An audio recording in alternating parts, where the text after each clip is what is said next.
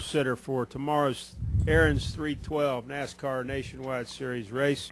This is Tony's sixth career pole in this series. His first pole here at Talladega, and his second pole this season. He had a pole in the season opener down at Daytona. He drives the number 20 Old Spice Toyota. Tony, talk about your qualifying lap and your thoughts about tomorrow's race. It was, I would say, 4 times scarier than the lap at Daytona qualifying. I mean, I told Dave Rogers I was scared to hold it wide open, and I was able to do that, and luckily we got on the pole. No, I'm just kidding. It was easy. I mean, you guys know. You guys have all been here. You've done this long enough to know that it's like the wrong guys in here talking about it right now. It should be Dave Rogers or the crew guys. What we do as drivers here today. The hardest thing we have to do is shift 3 times, and that's literally the hardest thing we have to do. So it's more a testimony of what the crews have done and the hard work that they've put behind. And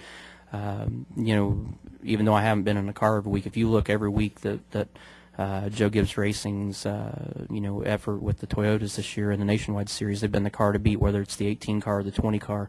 Week in and week out, they've been the team to beat. So as an organization, really proud of those guys. And this year I've had more fun.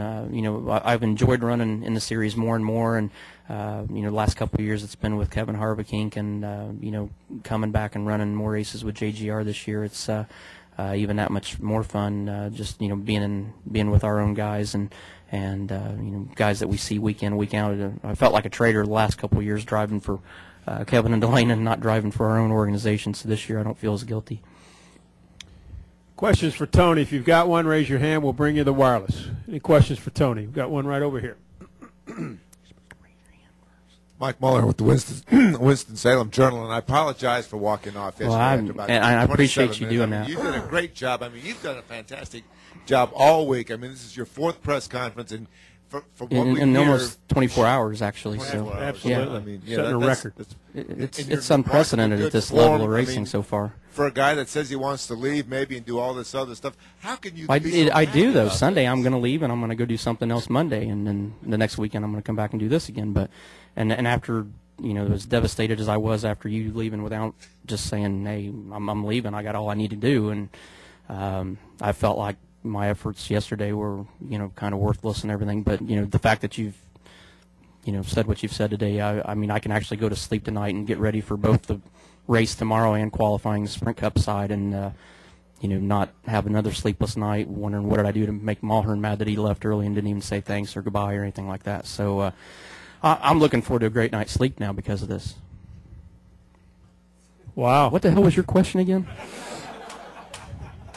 There was a question in there somewhere. Why are you in such a good mood? I mean, you shouldn't be like upset or the press is all over you asking all these questions. Mulhern, I mean, you got to remember. I mean, Mike Arning's my PR guy, and I get pissed at him every week too. But it doesn't mean that I don't get over it. I mean, it's like having a bunch of brothers and sisters here. I mean, I've dealt with Jenna for 10 years, and I get over her. So if I can get over her, I can get over you and everybody else in here. 7 years. Very well put. Okay. It was just a comment. It wasn't a question for you to answer, Jenna. Just go back to your 3,000-word column and let's move on, shall we, to more intelligent people. Kenny Bruce, would you like to ask a question? Kenny Bruce, NASCAR scene. Tony, you talked about how much fun this is.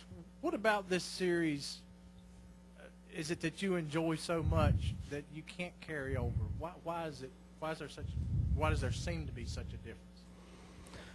Because the Nationwide cars actually handle good, and they're built to handle good. They're designed to handle good, and it's actually, at least for 50% of the weekend, you get to drive a car that feels like a race car versus a car that feels like a dump truck.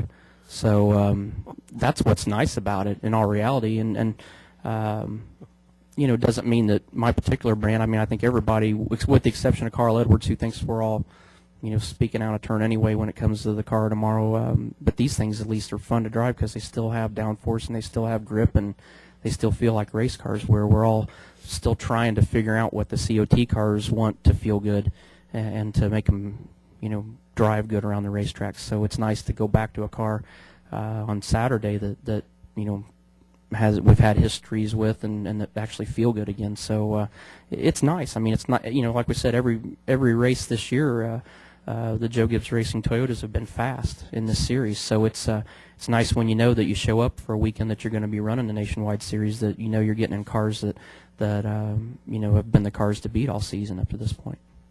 Back in the back, Seth. Seth Livingstone, USA Today. I don't know if this is working. Is it? It's working good enough I can hear you, bud, and I'm deaf in both ears, so go ahead.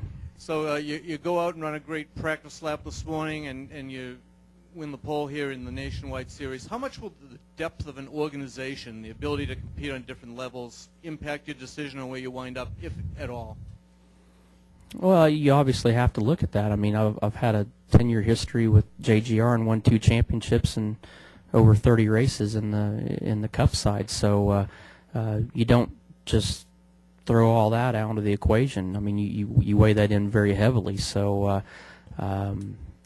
it's we went through a situation like this the last time we went through contract negotiations, and I actually took a lesser deal to stay where I was at because of the history and our performance with this organization. But will it matter if the team you go to has a successful nationwide program? If it happens to have a truck team, would you like to go on to a multi-tier organization, or does it matter at all? I don't think it matters right now. I mean, I don't run full-time in the trucks or the Nationwide Series. Obviously, I haven't ran a truck for a couple of years now, but I don't think that part of it really matters as much as the Sprint Cup side is really the main focus. Go ahead right here. By the way, this is David Poole, PR director for Tony Stewart Racing. That's right. And writer for the Charlotte The Observer. future, right? Yeah, right. After I run the NHRA for Bruton for a few years, when he buys it. Anyway, I find it fascinating that you complain about the car tomorrow because, and I'm not criticizing, I'm just saying that you've driven so many kinds of race cars, seem to be adaptable to about anything, and yet, along with many of your peers, you just think that you just hate the way that thing handles. Do you think that'll ever change? Do you think you'll ever get used to it, or is it just so offensive to your sensibilities as a race car driver that it drives you nuts? Well, I don't know that it's offensive. Body odor is offensive, and that's why I got Old Spice as a sponsor. So that's how you fix that side of it. But just, any time that you come up with a new package, and this wasn't a simple deal like, cut an inch off the spoiler or whatever we did 2 years ago to the cars. This is a totally different car package, and with that comes a learning curve. I mean, will we ever get to the point to where we all as drivers like it? I don't know. I mean, this year is going to be a big learning year from that standpoint. But we in the back of our minds, we keep telling ourselves that this car was designed to not drive as good as the cars that we were in. But you work hard your whole career to get to a national level like this, and you want to drive cars that drive well and respond well and feel like that they showcase your talents. And not saying that they're not doing that, because guys are taking cars every week that don't necessarily feel well to them, and they drive them to the front. So, but there's not all of us can be wrong on this topic. I mean, if I were the only guy sitting here saying that we didn't like the way the cars were driving, it would be one thing, but I'm not. I mean, the only guy so far that I've heard that's really ecstatic about him is Carl Edwards, and if I'd won as many races as he has so far, I'd probably be a little happier about him too. But it's I think at this level you work hard as a driver, and you guys don't get to see it because you guys are at this level like I am now, and we don't get to see the people that are working 40-hour-week jobs and then spending every dime they got racing on the weekends, and they aspire to be where we're at, and we want these cars to feel more like race cars. I mean, we feel like we're driving utility vehicles right now, but not in the Nationwide Series. Feel like we're driving Formula One cars here.